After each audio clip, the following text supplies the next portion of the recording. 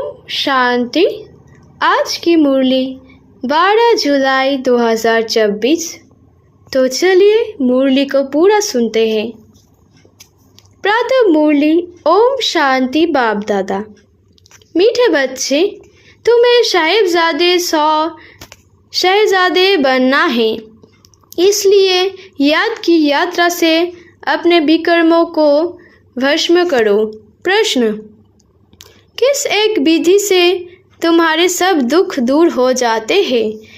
उत्तर: जब तुम अपनी नज़र बाप की नज़र से मिलाते हो तो नज़र मिलने से तुम्हारे सब दुख दूर हो जाते हैं, क्योंकि अपने को आत्मा समझकर बाप को याद करने से सब पाप कट जाते हैं।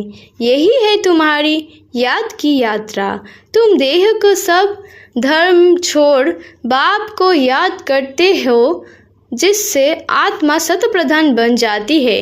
तुम सुख धाम के मालिक बन जाते हो। ओम शांति। शिव भगवानुवाच: अपने को आत्मा समझकर बैठो।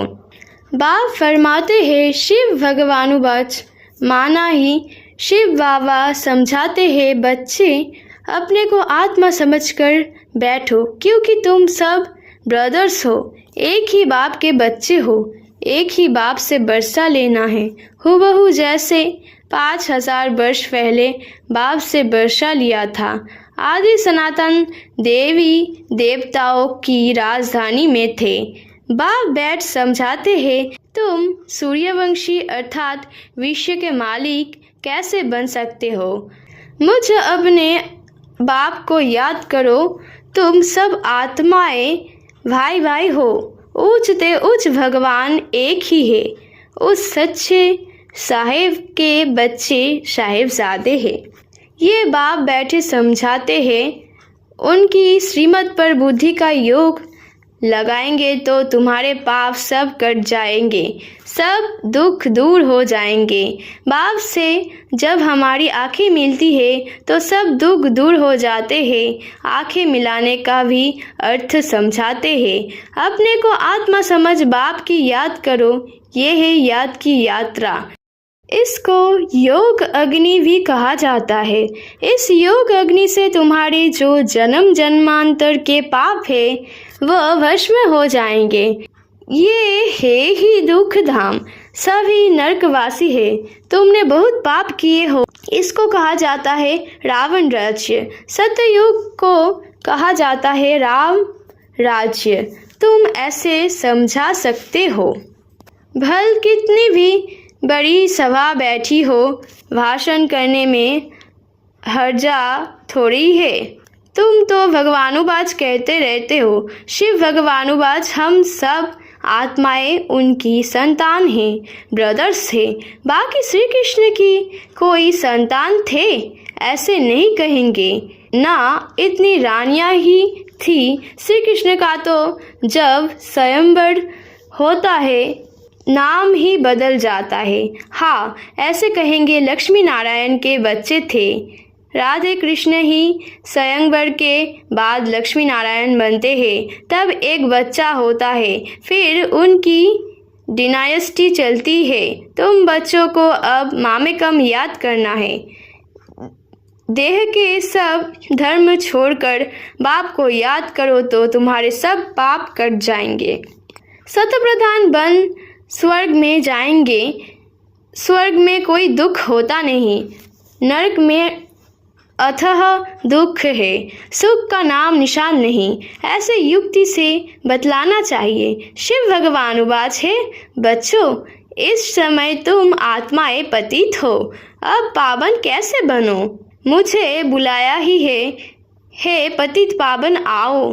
पावन होते ही है सत्य युग में, पतित होते हैं कलयुग में। कलयुग के बाद फिर सत्ययुग जरूर बनता है।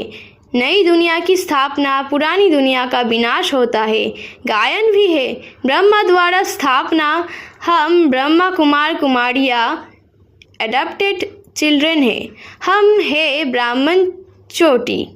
विराट रूप भी है ना, पहले ब्राह्मण जरूर बनना पड़े। ब्रह्मा भी ब्राह्मण है। देवताएं है ही सत्ययुग में। सत्ययुग में सदा सुख है, दुख का नाम नहीं। कलयुग में अपार दुख है, सब दुखी है। ऐसा कोई नहीं होगा जिसको दुख ना है। ये है रावण राज्य। ये रावण भारत का नंबर 1 दुश्मन है। हर एक में 5 विकार है। सत्ययुग में कोई विकार नहीं होते। वह है पवित्र गृहस्थ धर्म। अभी तो दुख के पहाड़ गिरे हुए हैं और भी गिरने हैं। ये इतने बम शादी बनाते रहते हैं, रखने के लिए थोड़ी ही है। बहुत रिफाइन कर रहे हैं, फिर रिहर्सल होगी, फिर फाइनल होगा। अभी समय बहुत थोड़ा है। ड्रामा तो अपने समय पर पूरा होगा ना। पहले शिव बाबा का ज्ञान होना चाहिए।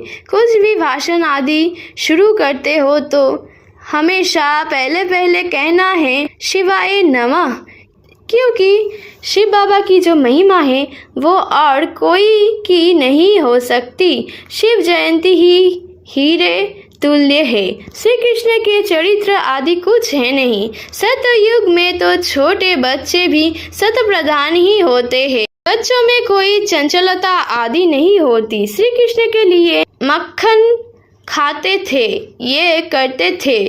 ये तो महिमा के बदले और ही दानी करते हैं। कितना खुशी में आकर कहते ईश्वर सर्वव्यापी है, तेरे में भी है, मेरे में भी है। ये बड़ी भारी ग्लानि है, परंतु तमप्रधान मनुष्य इन बातों को समझ नहीं सकते। तो पहले बाप का परिचय देना चाहिए। वह निराकार बाप है, जिनका नाम ही है कल्याणकारी शिव, सर्व का सद्गति दाता। वह निराकार बाप सुख का सागर, शांति का सागर है। अब इतना दुख क्यों हुआ है? क्योंकि रावण राज्य है। रावण है सबका दुश्मन। उसको मारते भी है परंतु मरता नहीं। यह कोई एक दुख नहीं है, अपरंपार दुख है। सत्ययुग में है अपरंपार सुख। 5000 वर्ष पहले बेहद के बाप के बच्चे बने थे और ये वर्षा बाप से लिया था। शिव बाबा आते हैं जरूर, कुछ तो आकर करते हैं ना। एक्यूरेट करते हैं तब तो महिमा गाई जाती है। शिवरात्रि भी कहते हैं, फिर है श्री कृष्ण की रात्रि। अब शिवरात्रि और श्री कृष्ण की रात्रि को भी समझना चाहिए। शिव तो आते ही है बेहद के रात में। श्री कृष्ण का जन्म अमृत वेले होता है, न कि रात्रि को। शिव की रात्रि मनाते हैं परंतु उनकी कोई तारीख नहीं। श्री कृष्ण का जन्म होता है अमृत वेले। अमृत वेला सबसे शुभ मुहूर्त माना जाता है। वो लोग श्री कृष्ण का जन्म 12 बजे मनाते हैं, परंतु वह प्रभात तो हुई नहीं। प्रभात सवेरे 2-3 बजे को कहा जाता है, जबकि सिमरन भी कर सके। ऐसे थोड़े ही 12 बजे विकार से उठकर कोई भगवान का नाम भी लेते होंगे। अमृत वेला 12 बजे को नहीं कहा जाता। उस समय तो मनुष्य पति गंदे होते हैं, मंडल ही सारा खराब होता है। 2:30 बजे थोड़े ही कोई उठता है। 3-4 बजे का समय अमृत वेला है। उस समय उठकर मनुष्य भक्ति करते हैं। ये टाइम तो मनुष्यों ने बनाया है, परंतु वह कोई समय ही नहीं है। तो तुम श्री कृष्ण की बेला निकाल सकते हो, शिव की बेला कुछ भी नहीं निकाल सकते। शिव की बेला कुछ भी नहीं निकाल सकते, ये तो खुद ही आकर समझाते हैं। तो पहले महिमा बतानी है शिव बाबा की, गीत पिछाड़ी में नहीं, पहले बजाना चाहिए। शिव बाबा सबसे मीठा बाबा है, उनसे बेहद का वर्षा मिलता है। आज से 5000 वर्ष पहले ये श्री कृष्ण सत्ययुग का पहला प्रिंस था। वह अपरंपार सुख थे। अभी भी स्वर्ग का गायन करते रहते हैं। कोई मरता है तो कहेंगे फलाना स्वर्ग गया। अरे अभी तो नरक है, स्वर्ग है। स्वर्ग ही तो स्वर्ग में पुनर्जन्म ले सके। समझाना चाहिए, हमारे पास तो इतने वर्षा का अनुभव है, वह सिर्फ 15 मिनट में तो नहीं समझा सकते, इसमें तो टाइम चाहिए। पहले तो 1 सेकंड की बात सुनाते हैं। बेहद का बाप जो दुख हरता सुख करता है, उनका परिचय देते हैं। वह हम सब आत्माओं का बाप है। हम भी के सब शिव बाबा की श्रीमत पर चलते हैं।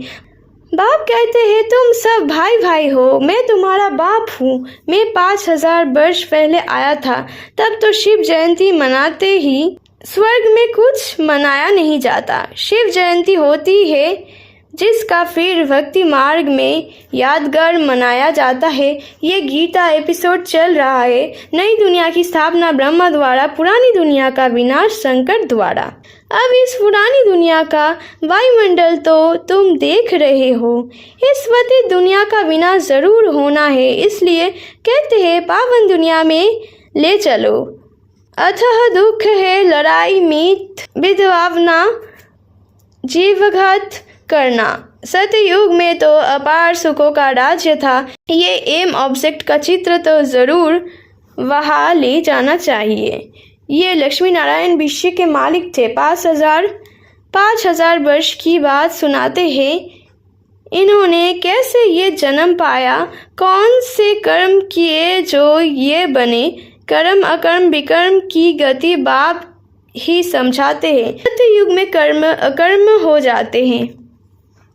5 विकार सब में है, अपरंपार दुख है, सब तरफ अशांति ही अशांति है। जब तुम बिल्कुल तमप्रधान पाप आत्मा बन जाते हो, तब मैं आता हूँ जो मुझे सर्वव्यापी कहे, मेरा उपकार करते हैं। ऐसे ऐसे का भी मैं उपकार करने आता हूँ। मुझे तुम निमंत्रण देते हो कि इस पतित रावण की दुनिया में आओ, पतित शरीर में आओ। मुझे भी रथ तो चाहिए ना, पावन रथ तो चाहिए नहीं। रावण राज्य में है ही पतित, पावन कोई है नहीं। सब विकार से ही पैदा होते हैं। ये विशेष वर्ल्ड है, वह वाइसलेस वर्ल्ड। अब तुम तम प्रधान से सत प्रधान कैसे बनोगे? पतित पावन तो मैं ही हूँ। मेरे साथ योग लगाओ। भारत का प्राचीन राजयोग ये है। आएंगे भी जरूर गृहस्थ मार्ग में। कैसे वंडरफुल रीति आते हैं। ये पिता भी है तो माँ भी है, क्योंकि ऐसा मुख चाहिए जिससे अमृत निकले। तो ये माता पिता है। फिर माताओं को संभालने के लिए सरस्वती को हेड रखा है। उनको कहा जाता है जगत अम्बा। काली माता कहते हैं ऐसे काले कोई शरीर होते हैं क्या? श्री कृष्ण को काला कर दिया है क्योंकि काम चिता पर चढ़ काले बन गए हैं। श्री कृष्ण ही सावरा फिर गोरा बनता है। इन सब बातों को समझने के लिए भी टाइम चाहिए। कोटों में कोई में भी कोई की बुद्धि में बैठता होगा, क्योंकि सभी में 5 विकार प्रवेश है। तुम ये बात सभा में भी समझा सकते हो, क्योंकि कोई को भी बोलने का हक है। ऐसा मौका लेना चाहिए। ऑफिशियल सभा में कोई बीच में प्रश्न आदि नहीं करते हैं। नहीं सुनना है तो शांति से चले जाओ, आवाज़ ना करो। ऐसे ऐसे बैठे समझाओ। अभी तो अपार दुख है, दुख के पहाड़ गिरने हैं। हम बाप को रचना को जानते हैं। तुम तो किसका भी ऑक्यूपेशन नहीं जानते हो। बाप ने भारत को पैराडाइज कब और कैसे बनाया था ये तुम नहीं जानते हो। आओ तो समझाए। 84 जन्म कैसे लेते हैं? 7 दिन का कोर्स लो तो तुमको 21 जन्म के लिए पाप आत्मा से पुण्य आत्मा बना देंगे। अच्छा, मीठे मीठे सिक्के लदे बच्चों प्रति माता पिता बाप दादा का याद प्यार और गुड मॉर्निंग। रूहानी बाप की रूहानी बच्चों को नमस्ते नमस्ते नमस्ते। धारणा के लिए मुख्य सार। कर्म अकर्म विकर्म की गुजगति जो बाप ने समझाई है व बुद्धि में रख पाप आत्माओं से अब लेन देन नहीं करनी है। श्रीमत पर अपना बुद्धि योग एक बाप से लगाना है। सत प्रधान बनने का पुरुषार्थ करना है। दुख धाम को सुख धाम बनाने के लिए पतित से पावन बनने का पुरुषार्थ करना है। क्रिमिनल दृष्टि को बदलना है। आज के वरदान। नॉलेजफुल वन सर्व व्यर्थ के प्रश्न को यज्ञ में स्वाहा करने वाले निर्विघ्न भव। जब कोई विघ्न आती है तो क्यों के अनेक प्रश्न में चले जाते हैं।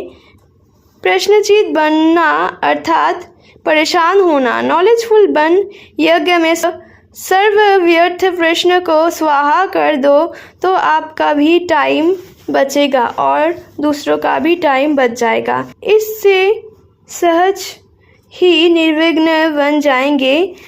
निश्चय और विजय जन्म सिद्ध अधिकार है। इस शान में रहो तो कभी भी परेशान नहीं होंगे। आज की स्लोगन।